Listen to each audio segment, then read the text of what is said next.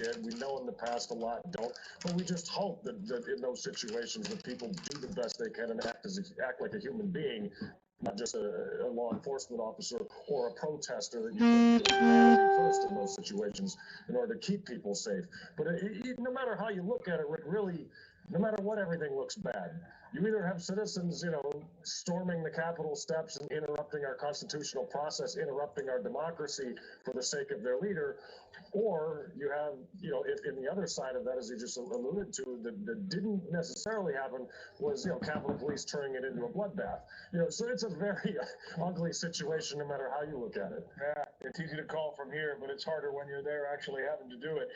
Tyrell, as usual, Tyrell Ventura, thank you so much, man. You're a good guy. I appreciate it. I know it's getting cold out there, and it's been a long day for all of us, so we're staying on top of the story for our viewers.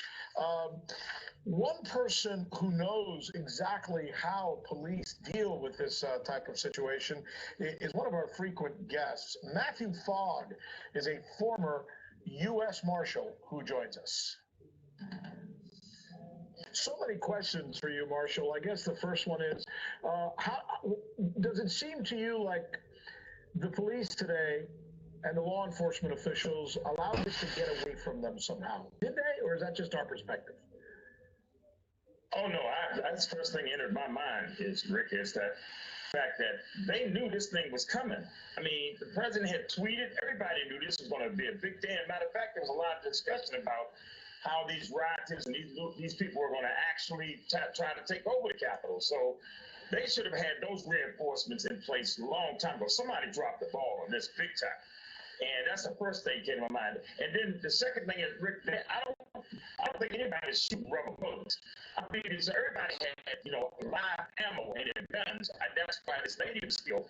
But the bottom line is, I'm shocked that a whole lot more people weren't killed because of the fact that once they started breaching that security operation, most of our training is, you shoot to kill, you stop. I mean, we've seen them shoot a lady in a vehicle who just hit the barricades, and they fired on her and killed her in the car with her children. So when we see stuff like this, we ask, why was there so much, reserve? Why were they letting these people actually go inside the Capitol? And then when you hear that they now are sweeping, because they got to sweep that Capitol for bombs, they got to look for all types of anything that might have been left there. So they got to really secure that place. So it just caught me by surprise at how they let this thing get out of control without having enough reinforcements there ahead of time. Let me ask you a very difficult question, and I want you to think long and hard about your answer.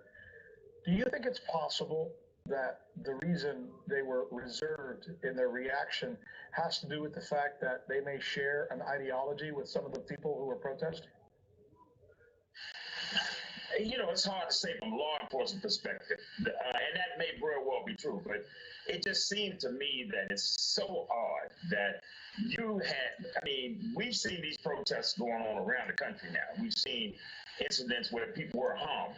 You would have thought you got the most primary building in the United States, the Capitol and the White House and those places all up there, and you would have thought that when Donald Trump sent out his message and people were saying, hey, let's go protest, they would have said, look, we didn't expect anything, so we're going to let these protests only get but so close.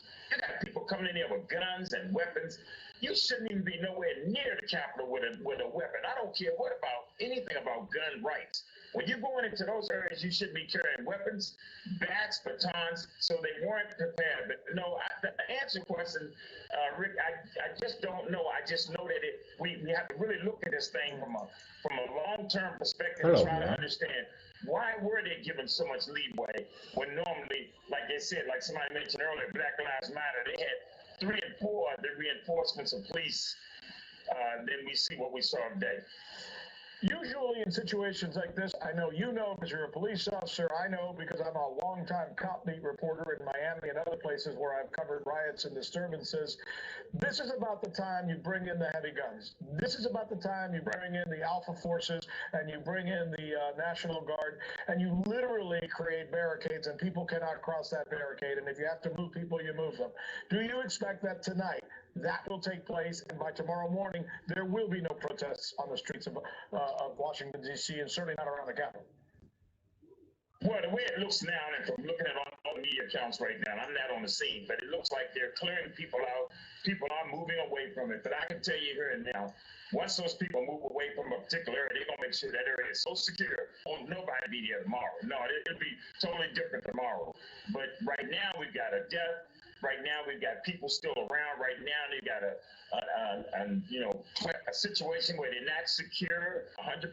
No, and to be honest with you, I'm surprised if the congressional the legislators come back and start doing business until they are 100% sure that there are no bombs or nothing that's been left in in the Capitol or someplace around like that. So I don't see it. I see tomorrow being a lot secure, and they'll have way more reinforcements. We're hearing that the Burris State Police, some other the Maryland State Police. We're hearing that the